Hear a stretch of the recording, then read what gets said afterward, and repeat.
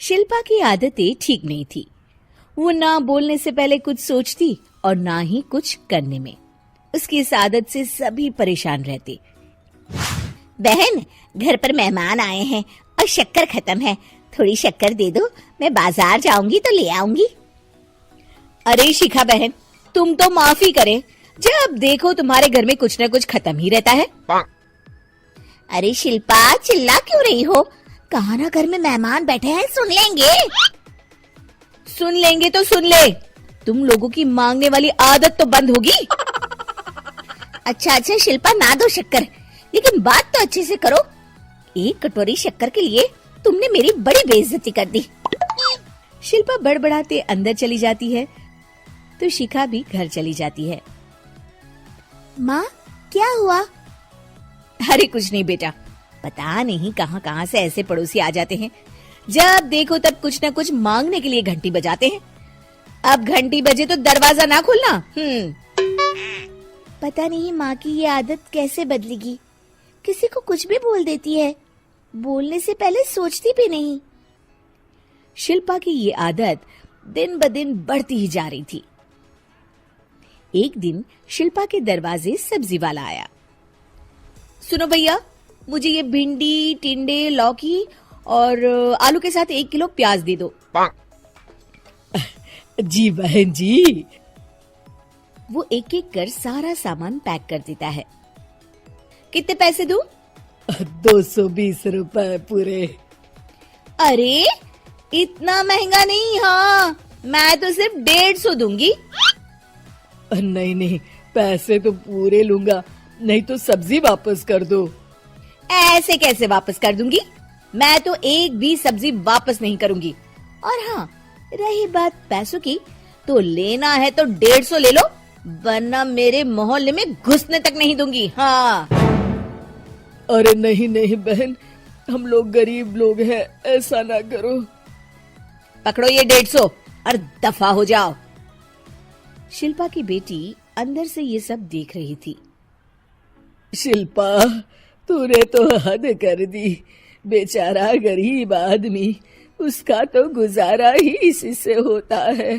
बोलने से पहले सोचा कर बेटा। माँ, आप चुप रहो, घर चलाना बच्चों का खेल नहीं। और वैसे भी इतनी महंगी सब्जी थोड़ी ना होती है। आपको तो सिर्फ खाने से मतलब है, लेकिन मुझे तो सब सोचना पड़ता है ना। शिल्पा की सास ये बात सुनकर दुखी हो जाती हैं।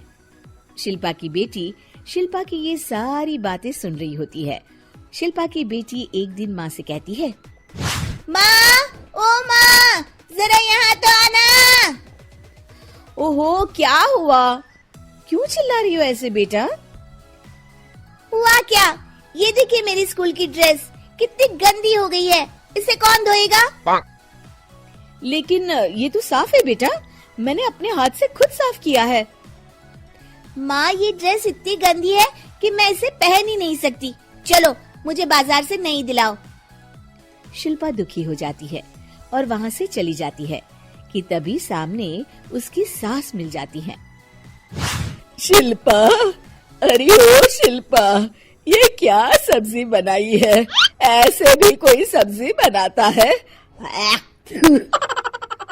शिल्पा सास की इस हरकत से सख्ते में आ जाती है।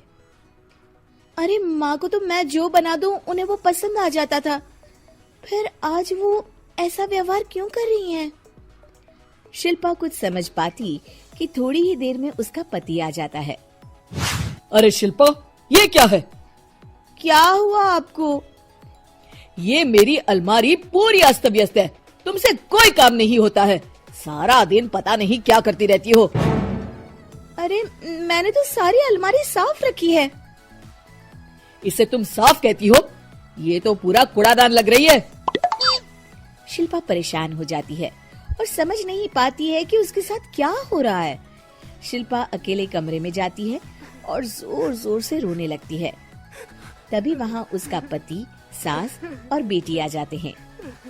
शिल्पा उन लोगों को देखकर और जोर जोर से रोने लगती है।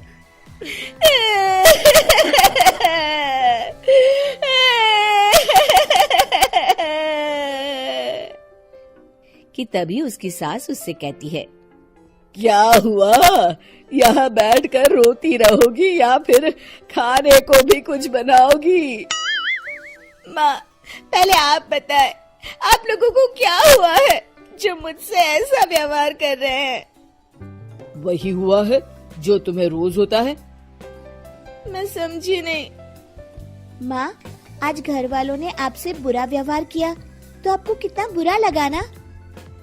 हाँ, मुझे बहुत बुरा लगा। मुझे अच्छा नहीं लगता कोई मुझसे इस तरह से बात करे। सही कहा शिल्पा, जो चीज तुम्हें खुद के लिए अच्छी नहीं लगती वो तुम्हें दूसरों के साथ भी तो नहीं करनी चाहिए।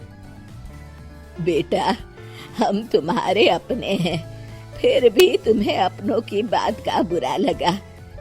लेकिन सोचो, जिन बाहर के लोगों से तुम ऐसा व्यवहार करती हो उन्हें कैसा लगता होगा। हाँ माँ, आप सच कह रही हैं। मैं आप लोगों से माफी मांगती हूँ। मुझे कड़वा नहीं बोलना चाहिए। मैं समझ गई, मैं आपकी हूँ इसलिए आप लोगों ने मुझे सुधरने का वक्त दिया और मेरा साथ दिया।